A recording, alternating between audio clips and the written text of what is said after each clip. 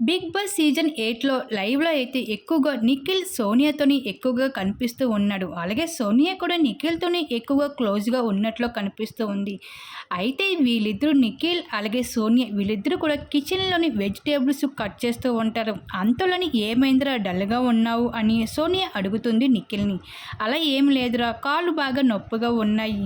బాగా నిల్చోవడం వల్ల" అని చెబితే నిఖిల్ "అయితే నీ కోసం కుర్చీ తీసుకొని రావాలా" అని సోనియా అడుగుతుంది నిఖిల్‌ని.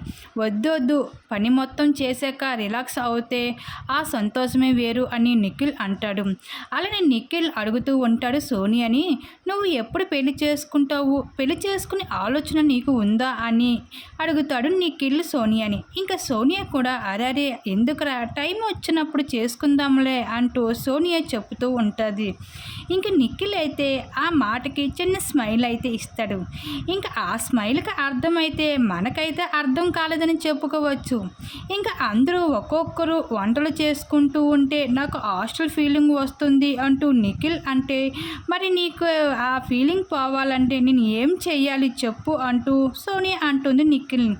అలా వీళ్ళిద్దరి మధ్యన అయితే చాలా పర్సనల్‌గా అయితే ఫాస్ట్ కోసం డిస్కషన్ అయితే జరుపుకుంటూ మాట్లాడుకుంటారు. అయితే బిగ్ బాస్ సీజన్ 8లో అయితే వీళ్ళిద్దరూ అయితే చాలా క్లోజ్‌గా ఉంటూ వీళ్ళిద్దరి మధ్యన అయితే ఏదో ప్రేమాయణం అయితే మొదలవుతుంది.